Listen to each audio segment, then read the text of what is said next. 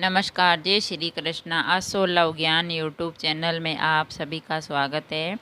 Friends, हम जानेंगे गरुड़ पुराण के अनुसार मोक्ष का मार्ग है दान, लेकिन किसी काम का नहीं होता ऐसा दान। कैसा दान किसी काम का नहीं होता?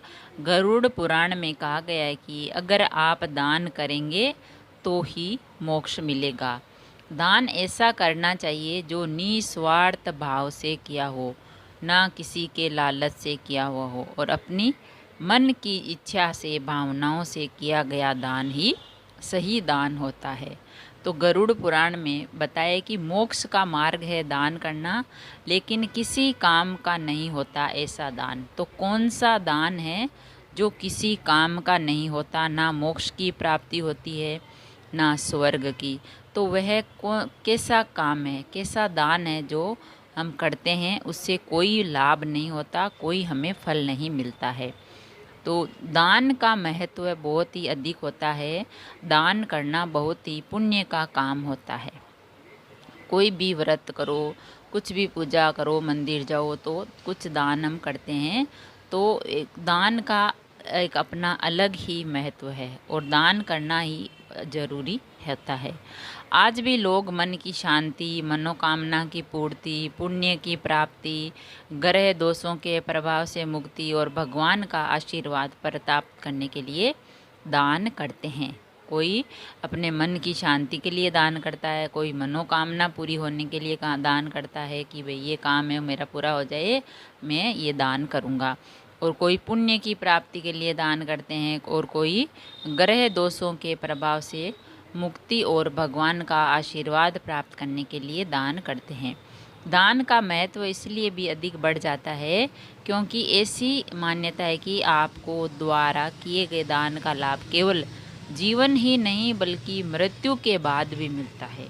जो आप दान पुण्य करते हो, ये जरूरी नहीं है कि आपको जीवन में ही मिले, जीवन में ही नहीं बल्कि मृत्यु के बाद भी मिलता है।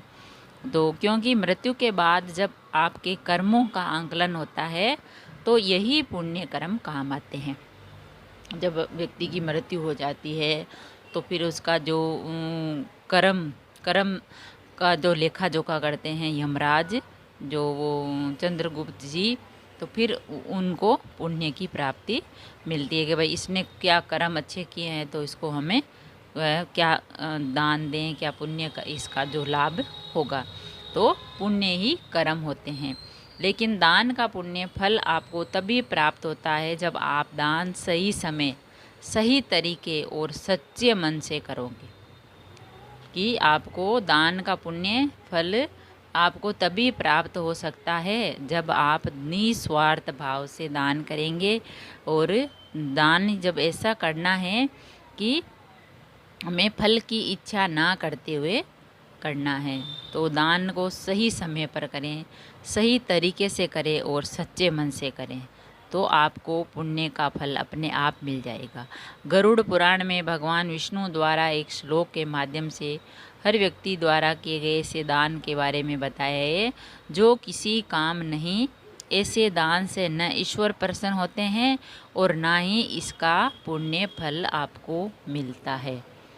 तो वह गरुड़ पुराण के अनुसार कब और कैसे दान करना चाहिए, तो भगवान ने ही कह दिया कि भाई ऐसा दान जो होता है वो किसी काम का नहीं होता। ना तो भगवान प्रसन्न होते हैं और ना ही जो दान लेने वाला होता है और ना ही दान देने वाला।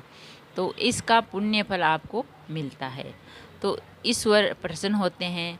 तो गरुड़ पुराण के अनुसार कब और कैसे दान करना चाहिए, तो श्लोक है, दाता दरिद्र कृपणोर्थु युक्त पुत्रो विधे कुंजनस्य सेवा परापकारेषु नरस्य मृत्यु प्रजाते द्विविश्रितानि पचे। सामर्थ्य अनुसार करे दान।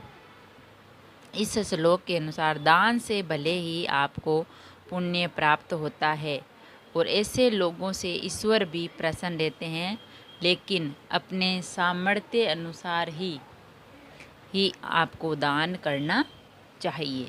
आमदनी कम होने या बिना सोचे समझे किया गया दान दरिद्रता का कारण बन जाता है। अगर आपके 100 रुपये कमाई है तो उसमें से आप 10 रुपये दान कर सकते हो, ना कि 100 के 100। अगर 100 के 100 दिखावे में दान कर दोगे तो तुम दरिद्रता का कारण बन जाओगे, वह दान कोई काम का नहीं है। इसीलिए दान करने से पहले अपनी आर्थिक स्थिति का आकलन जरूर करें और व्यक्ति को अपनी कमाई का 10 यानी 10% दान करना चाहिए, ना कि पूरा का पूरा। तो अपने सामर्थ्य के अनुसार ही आपको दान करना चाहिए। दूसरा है दिखावे के लिए ना करे दान, यानी कि वो पैसे वाला इतना दान कर दिया तो मैं भी कर दूं। दिखावे के लिए दान किया हुआ दान भी कोई पुण्य नहीं देता है। ऐसे दान का कोई लाभ नहीं जिसे आप दिखावे के लिए करते हैं। केवल श्रद्धा पूर्वक किया गया दान ही पुण्य कर्म की जो होता है। इसीलिए कहा जाता है कि दान ऐसा होना चाहिए कि एक हाथ से करें और दूसरे हाथ को भी पता ना चले। दिखावे का दान नहीं करना चाहिए।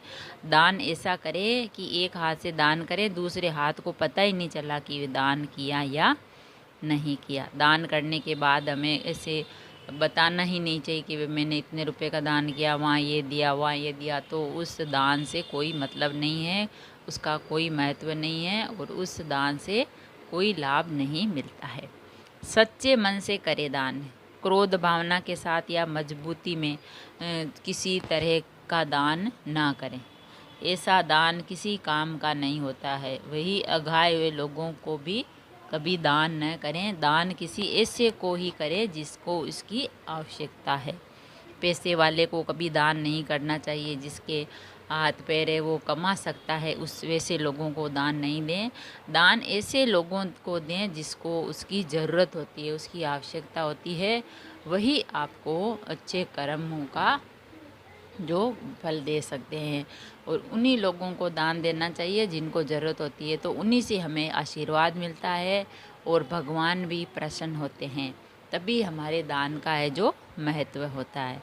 तो आपको दान जो करना है तो गरुड़ पुराण में यही कहा गया है कि दान हमें सोच समझ कर करना चाहिए और दान है जो मोक्ष का मार्ग होता है, लेकिन किसी काम का नहीं होता ऐसा दान। ऐसा दान जो हमने आपको बताया, ये 3 प्रकार का दान है। सामर्थ्य के अनुसार करे दान, दिखावे के लिए ना करे, सच्चे मन से करे दान।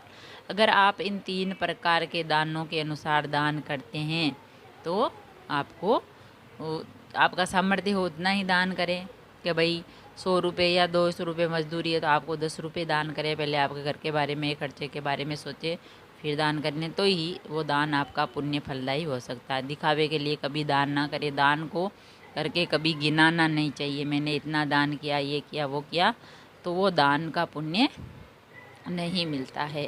अगर आप सच्चे मन से और अपनी मनोकामना पूर्ति के लिए सच्चे मन से भगवान का भजन करते हैं, दान पुण्य करते हैं, वही दान पुण्य आपको जन्म में ही नहीं, मृत्यु के बाद भी उसके कर्मों का फल आपको ज़रूर मिलता है।